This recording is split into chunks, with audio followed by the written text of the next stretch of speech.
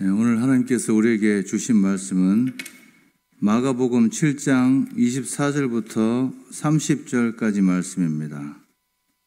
마가복음 7장 24절부터 30절까지 말씀입니다.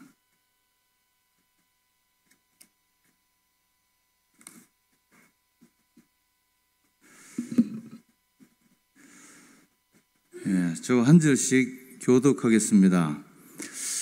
예수께서 일어나사 거기를 떠나 두로 지방으로 가서 한 집에 들어가 아무도 모르게 하시려 하나 숨길 수 없더라.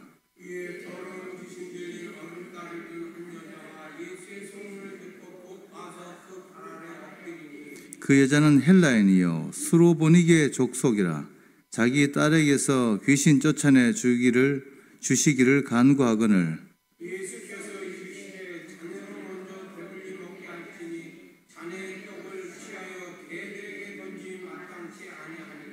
여자가 대답하여 이르되 주여 올소이다마는 상 아래 개들도 아이들이 먹던 부스러기를 먹나이다.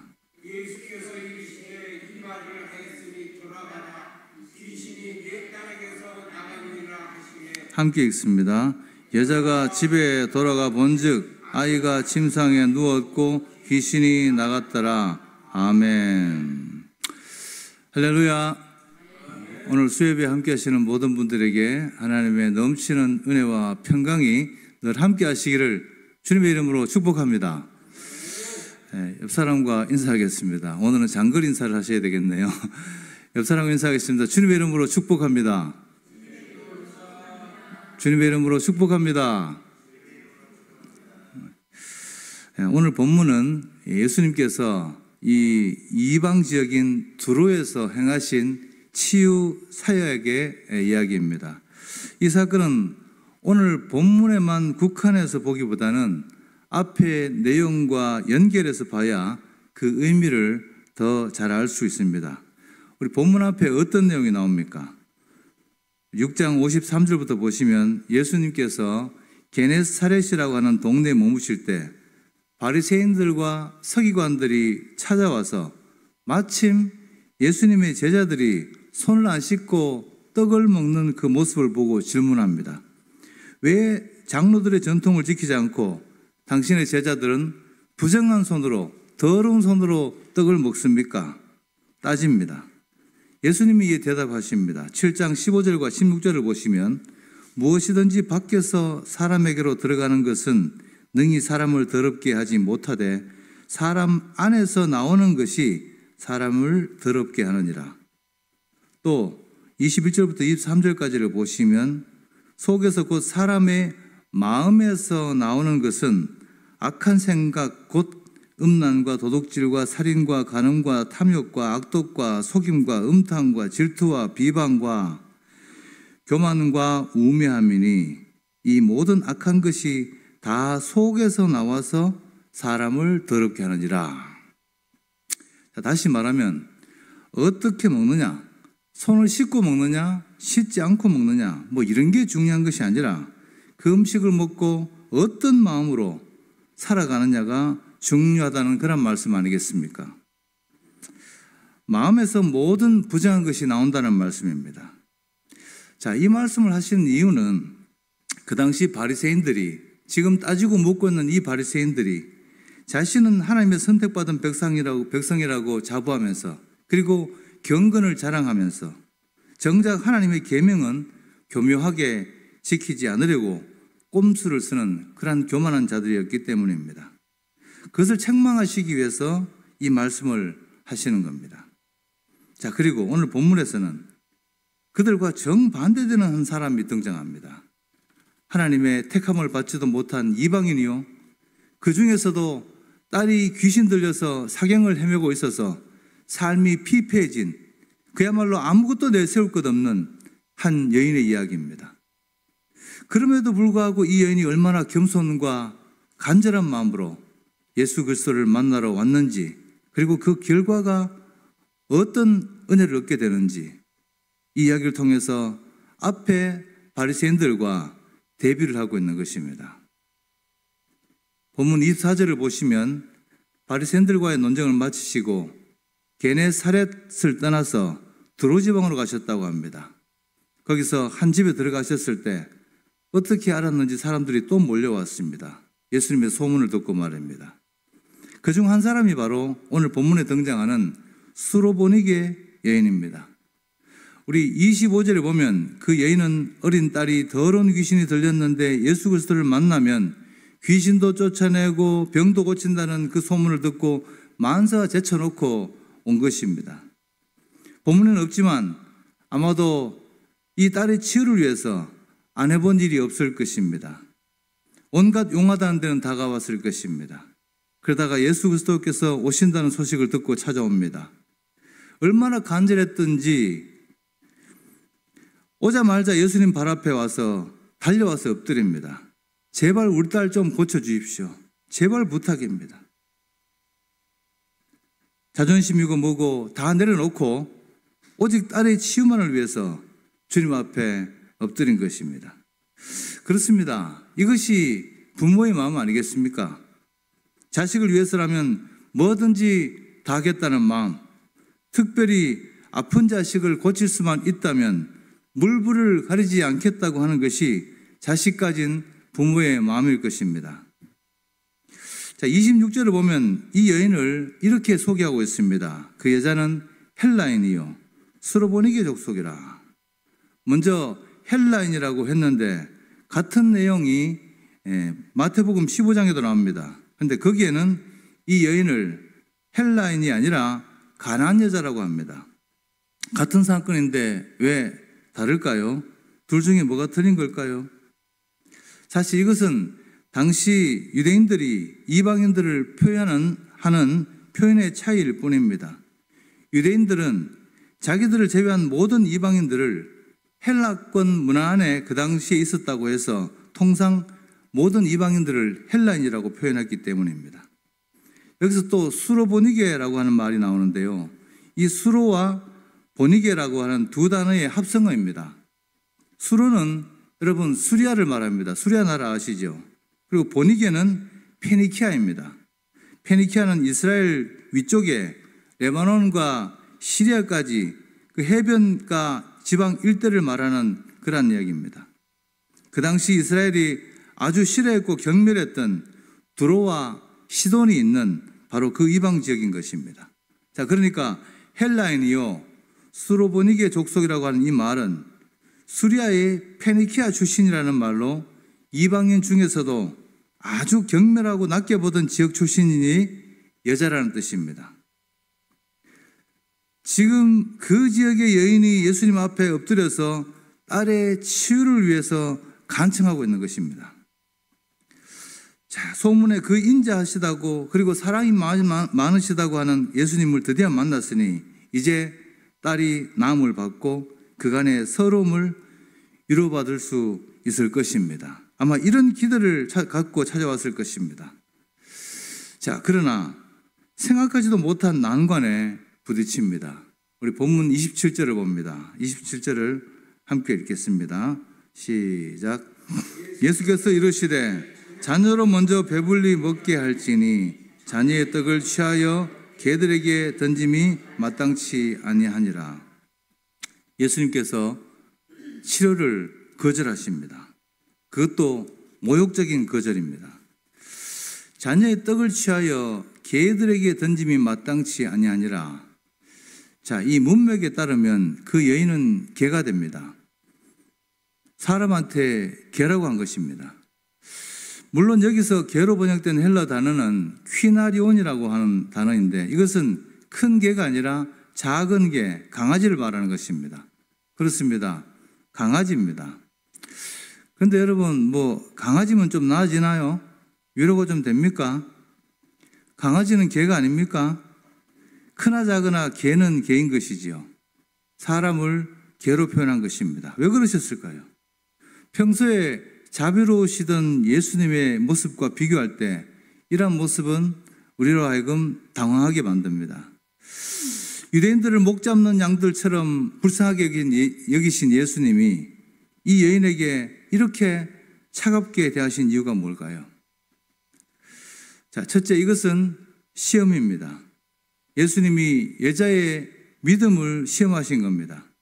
만약 믿음이 없이 예수님께 나온 경우라면 그 말에 상처를 받고 뒤돌아서 떠나고 포기할 것입니다. 또 믿음으로 나온 것이라면 오히려 자기를 더 낮추면서 예수님 앞에 나올 것입니다. 둘째는 개라는 표현은 당시 유대인들이 이방인들을 칭할 때 쓰던 일반적인 표현입니다. 예수님은 구원의 순서를 설명하시면서 유대인과 이방인을 구분하는 용도로 이 단어를 쓰고 있는 겁니다. 27절 앞에 자녀로 먼저 배불리 먹게 할지니 라고 하는 말이 바로 하나님의 구속 역사의 순서에 대한 언급입니다. 먼저로 간 것은 유대인이 먼저 구원받고 나중에는 이 구원이 이방인들에게도 열릴 것임을 전제한 표현이지요. 다시 말하면 아직 이방인의 때가 아니라는 것입니다. 바울도 선교 원칙을 이렇게 말하는 것을 로마서 1장 16절에서 봅니다. 이 복음은 모든 믿는 자에게 구원을 주시는 하나님의 능력이 됨이라. 먼저는 유대인에게요. 그리고 헬라인에게로다. 이방인의 구원을 금지하는 것이 아니라 먼저 유대인에게 복음을 전파하고 나서 이방인에게 전해진다는 것입니다. 유대인이나 이방인이나 다 하나님 앞에서는 죄인이요 예수 그리스도의 속죄의 은혜를 필요로 하는 자들인 겁니다. 다만 구원 계획에 순서가 있다는 말인 것입니다. 자, 그런데 이런 장황한 말보다도 이 개라는 말이 워낙 충격적이어서 여인은 그 말에 모욕감과 상처를 받았을 것입니다. 주님의 따뜻한 위로를 기대했던 이 여인은 충분히 돌아설 수 있었습니다. 여러분이 만약 이런 일을 당했다면 어떻게 하시겠습니까? 이야기를 듣고도 아무렇지도 않게 계속 그 자리에 있을 수 있을까요? 사람을 개로 표현하다니 내가 없이 산다고 이렇게 무시할 수가 있나?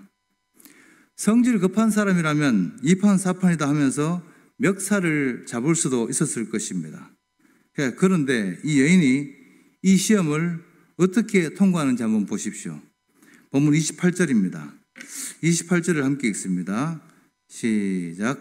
여자가 대답하여 이르되 주여 올소이다마는 상 아래 개들도 아이들이 먹던 부스러기를 먹나이다. 화를 내기는커녕 예수님의 말씀을 받아들입니다. 주여 옳습니다. 나는 개라고 불려도 좋습니다. 그런데 개들도 아이들이 먹다 흘린 부스러기를 얻어먹지 않습니까? 그 부스러기라도 좀 주십시오. 유대인들에게 베풀고 남은 그 은혜의 부스러기라도 내게 베푸셔서 그래서 내 딸을 고칠 수만 있다면 저를 개라고 불러도 상관없습니다. 이런 말입니다. 정말 얼마나 간절하고 놀라운 믿음입니까? 예수님 앞에서 자신의 모든 자존심을 다 내려놓고 가장 낮은 자세로 예수님을 만나고 있는 것입니다. 예수님은 이 여인의 믿음을 기뻐하십니다. 시험을 통과한 것입니다. 이 믿음의 결과가 무엇입니까? 본문 29절을 보면 예수께서 이르시되 이 말을 하였으니 돌아가라. 귀신이 내 딸에게서 나갔느니라. 자, 마가복음에는 이 말을 하였으니라고 간단하게 적고 있지만 마태복음에서는 감격하시는 주님의 모습이 잘 표현됩니다. 마태복음 15장 28절을 보시면 여자여 내 믿음이 크도다 내 소원대로 되리라. 이 여인의 간절한 호소에 주님은 여인의 믿음을 칭찬하시고 그의 딸을 고쳐주셨습니다. 집에 가보니 아이는 침대에 누워있고 귀신은 나가고 없습니다. 그토록 원하던 딸의 치유가 온전히 된 것입니다. 이 여인은 그제서야 비천한 자신의 간청을 들으신 주님의 은혜를 기억하며 딸과 함께 감격의 시간을 보냈을 것입니다. 자, 여기까지가 오늘 본문의 내용입니다. 오늘 본문을 통해서 우리가 얻을 수 있는 교훈이 뭘까요?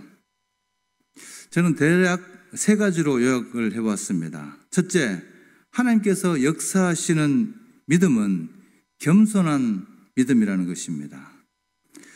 바리새인들은 전통을 지킨다고 하면서도 위선적이고 교만한 종교 생활을 했지만 여인은 주님께 빈손으로 갔습니다.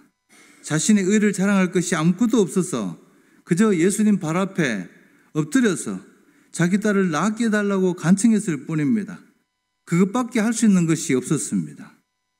이방인인지라 자격은 없는 줄 알지만 겸손하게 그 부스러기라도 얻으려는 여인의 태도는 자기들이 가진 기득권만 주장하는 바리새인들과는 비교되는 모습입니다. 예수님은 사람을 부정하게 만드는 것이 음식이 아니라 마음이라고 하셨습니다.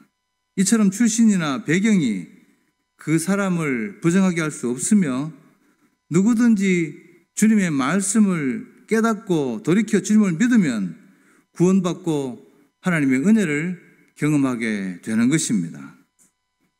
이 사실을 믿으시기를 주님의 이름으로 축원합니다.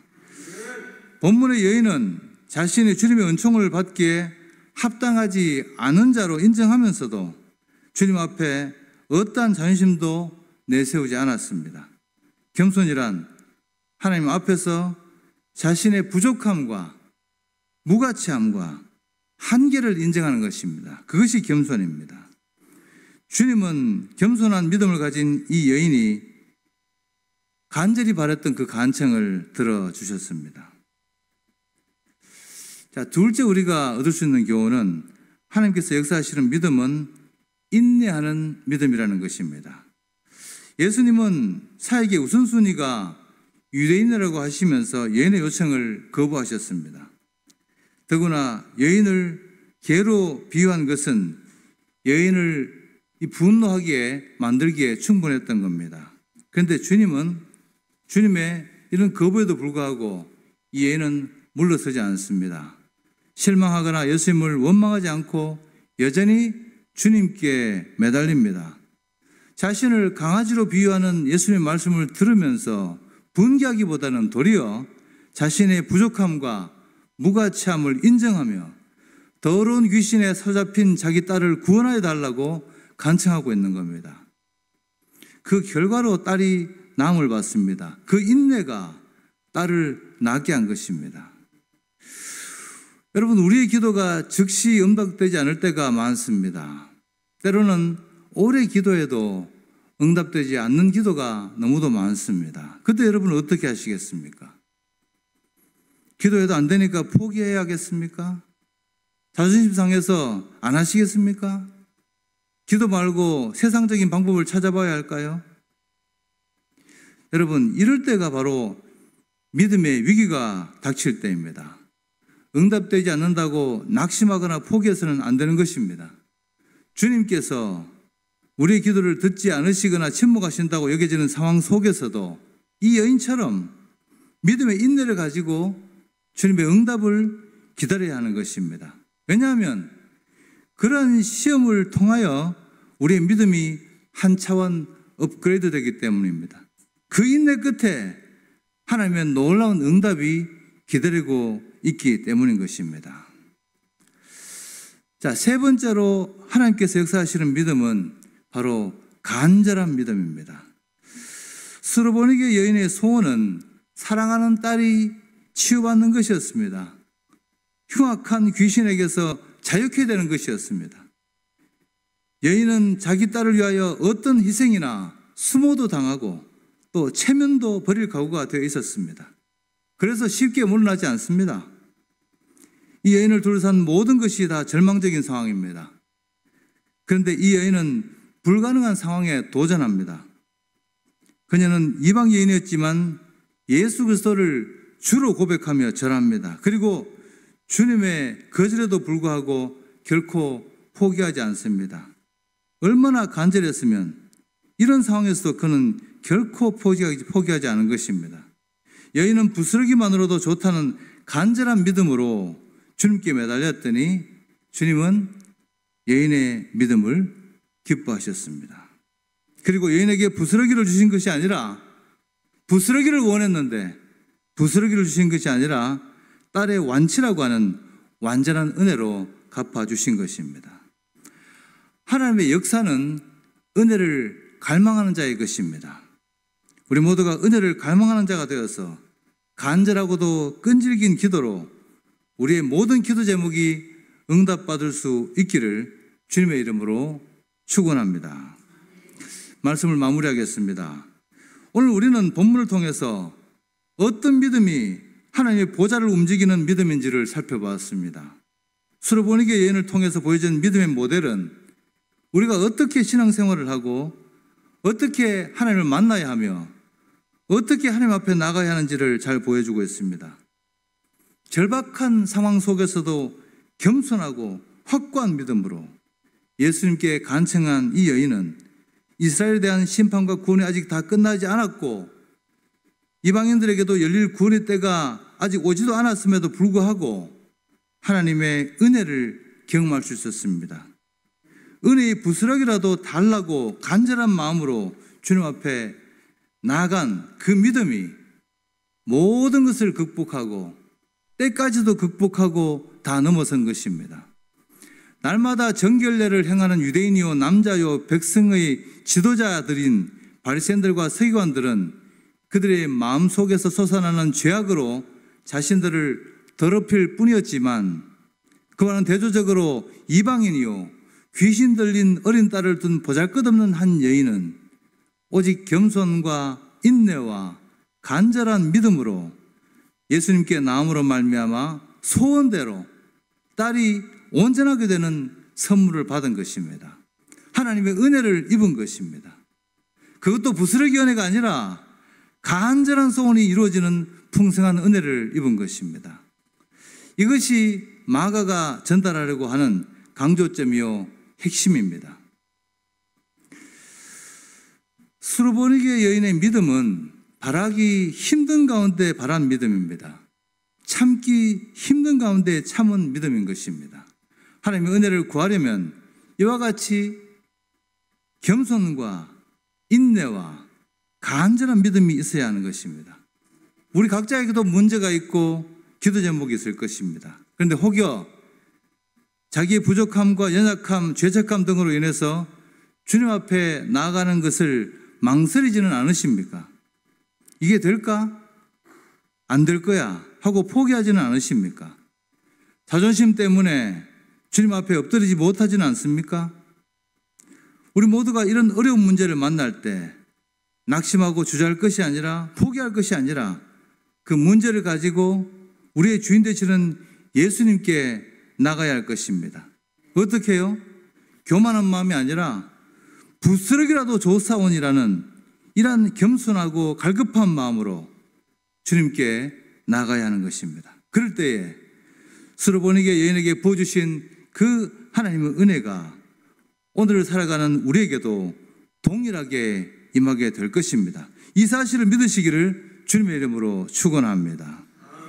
오늘 말씀을 기억하시고 어떤 문제 앞에서도 좌절하지 않고 수르보니게 여인처럼 겸손과 간절함과 인내가 녹아있는 그런 굳건한 믿음으로 주님을 기쁘시게 함으로 말미암아 삶의 모든 문제와 모든 기도 제목이 해결함 받는 저와 여러분이 될 수 있기를 바랍니다.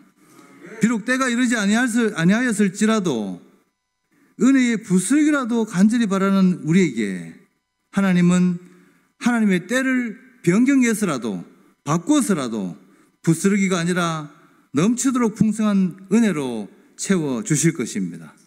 우리 모두가 이 은혜의 주인공이 다 될 수 있기를 주님의 이름으로 축원합니다. 사랑과 은혜가 풍성하신 하나님, 오늘 말씀을 통해서 우리의 믿음을 돌아봅니다. 문제를 바라볼 것이 아니라 문제보다 크신 하나님을 바라보게 하여 주시옵소서.